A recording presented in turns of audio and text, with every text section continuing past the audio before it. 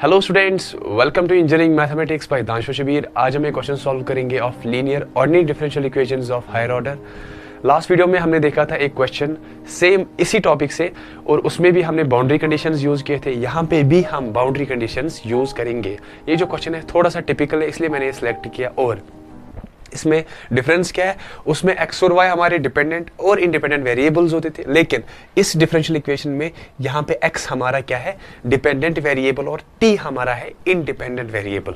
तो इसीलिए मैंने सोचा इसको मैं सॉल्व करूं, आपके साथ डिस्कस करूं।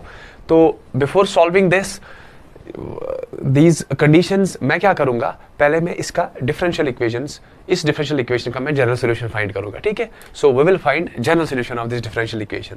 ठीक है, तो मैं यहां पे लिखूंगा सॉल्यूशन। तो सेम प्रोसीजर वही रहेगा। मैं इससे पहले क्या करूंगा, सिंबॉलिक फॉर्म में चेंज। तो इसको मैं जल्दी जल्दी लिखता हूं, D square x minus 3dx plus 2x is equal to 0। Symbolic form okay. अब मैं क्या करूंगा, एफ ऑफ डी फाइंड करूंगा, मतलब फंक्शन ऑफ डी, वो वाली फंक्शन जिसमें सिर्फ डी की टर्म्स हो।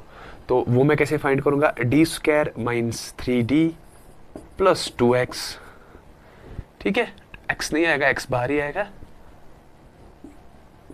x को मैं बाहर कॉमन लिख लेता हूं। ठीक है, और यहां से मुझे मिला क्या, एफ ऑफ डी। अब मुझे क्या करना है, ऑक्सिलरी इक्वेशन फाइंड करनी है।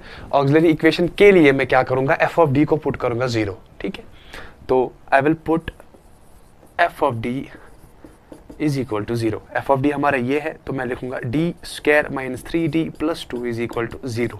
अब मैंने ऑक्सिलरी इक्वेशन बनाई। अब मैं क्या करूंगा, इसे स्प्लिट करूंगा और इसके रूट्स फाइंड करूंगा। रूट से मुझे कॉम्प्लीमेंट्री फंक्शन मिल जाएगा, और कॉम्प्लीमेंट्री फंक्शन से मुझे इसका जनरल सोल्यूशन मिल जाएगा, और उसके बाद हम यहाँ पे आएंगे। पर फिलहाल यही करते हैं।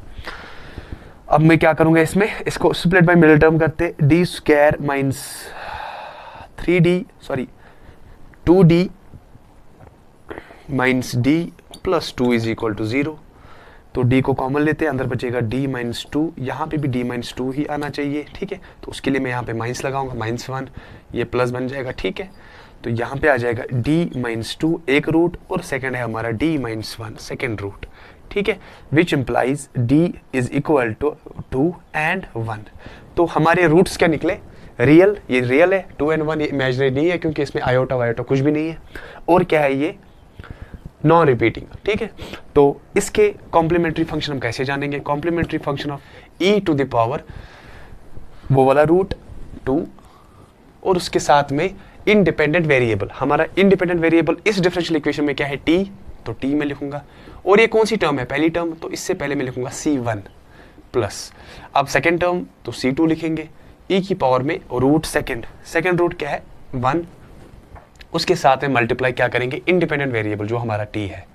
ठीक है, तो ऐसे हम लिखते हैं कॉम्प्लीमेंट्री फंक्शन। ठीक है, तो यहाँ पे मैंने क्यों किया ऐसा, मैंने आपको पहले भी बताया था कि जो हमारा इंडिपेंडेंट वेरिएबल होता है that's used to find complementary function as well as particular integral. ठीक है, तो यहाँ पे हमने कॉम्प्लीमेंट्री फंक्शन में t इस्तेमाल किया। t हमारा क्या है, independent variable, so we are good to go. ठीक है, अब मैं क्या करूंगा, पर्टिकुलर इंटीग्रल फाइंड करूंगा। तो आपको पता है पर्टिकुलर इंटीग्रल 0, क्यों, क्योंकि इस डिफरेंशियल इक्वेशन में RHS 0 है।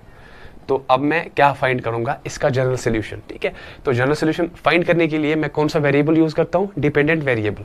तो यहाँ पे डिपेंडेंट वेरिएबल क्या है, x, तो मैं x ही लिखूंगा। x is equal to CF plus PI, C1 e की power 2t plus C2 e power t, और प्लस PI जो हमारा 0 है। ठीक है, that's one and the same thing. तो this is the general solution of this differential equation. लेकिन यहाँ पे हमारे पास बाउंड्री कंडीशंस क्वेश्चनर ने दिया हुआ है, तो वो हमें बोल रहा है कि इन बाउंड्री कंडीशंस को लगा के इस डिफरेंशियल इक्वेशन का जनरल सॉल्यूशन क्या होगा, वो हमें कैलकुलेट करना है। अगर ये नहीं दिया होता तो दिस वाज एनफ। ठीक है, अब चूंकि यहाँ पे बाउंड्री कंडीशंस है, तो हम इनको भी कैलकुलेट करते हैं। आपको मैंने लास्ट वीडियो में बताया था कि बाउंड्री कंडीशंस हम कैसे रीड करते हैं। ठीक है, बाउंड्री कंडीशंस यहाँ पे क्या दिया है, t is equal to 0, x is equal to 0, और dx upon dt is equal to 0। तो हम वही बाउंड्री कंडीशंस उठाएंगे जिसमें हमारा डिपेंडेंट वेरिएबल हो। t क्या है, इंडिपेंडेंट, तो ये किसी काम का नहीं है। ठीक है, और x हमारा क्या है, डिपेंडेंट वेरिएबल। तो पहले मैं इसी को उठाता हूँ, मैं यहाँ पे लिखूंगा बाउंड्री कंडीशंस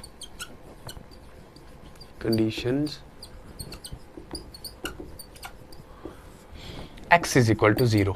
अब x इज इक्वल टू 0 को हम कैसे रीड करेंगे, पहला स्टेप, इसको रीड कैसे करते हैं, मैं x इक्वल टू 0 को ऐसे भी लिख सकता हूँ, x of 0 is equal to 0। इसका मतलब है at x is equal to 0 हमारा जो इंडिपेंडेंट वेरिएबल है दैट्स इक्वल टू 0। यहाँ पे इंडिपेंडेंट वेरिएबल क्या है, t, so t is equal to 0। मैं लिखूंगा at x is equal to 0 t is equal to 0। देखो at x is equal to 0 t is equal to 0, ये जो वैल्यू होता है this is the value of independent variable. चाहे आपका independent variable y हो, डिपेंड्स अपॉन योर क्वेश्चन। हमारे question में इंडिपेंडेंट वेरिएबल t है तो हमने इसका t का वैल्यू यहाँ पे लिया। So we are good to go. अब हमारे दो वैल्यूज आ गए, ठीक है। इन दो वैल्यूज को मैं इस डिफरेंशियल इक्वेशन में, इसको मैं नाम रखता हूँ 1, इसमें पुट करूंगा, ठीक है। जब मैं ऐसा करूंगा तो x की वैल्यू कितनी है 0, ठीक है, t का वैल्यू कितना है 0, e power 0 infinity power 0 is 1, तो ये आ जाएगा c1 और यहाँ पे भी c2 आ जाएगा, ठीक है। इतना है समझ में।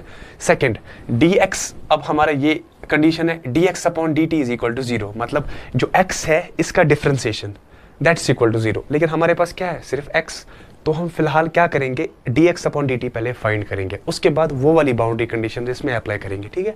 तो मैं लिखूंगा dx upon dt is equal to, जब मैं इसे डिफरेंशिएट करूंगा इट विल बिकम, आपको पता है c1 इज कांस्टेंट, ये बाहर आ जाएगा, e पावर 2t का डिफरेंशिएशन होता है e पावर 2t, और 2t का अलग से हो जाएगा कितना 2, तो 2 हम आगे लिखेंगे, है ना, प्लस c2 e की पावर t, और t का 1 हो जाएगा, 1 इंटू दिस इज सेम।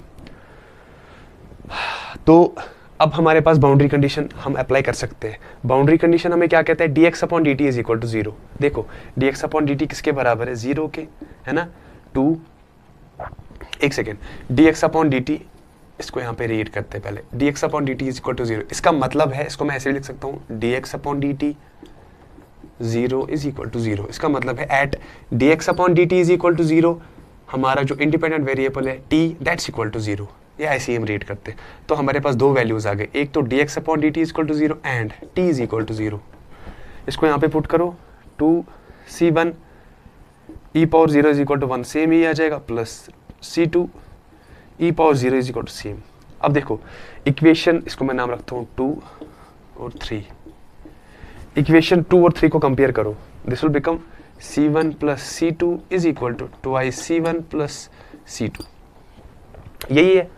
तो c2 कट हो जाएगा ऑब्वियसली, c1 और यहाँ पे बचेगा c1 इज इक्वल टू कितना, ये यहाँ आ जाएगा, c1 माइनस बन जाएगा, ठीक है। So it will become 0, c1 is equal to 0।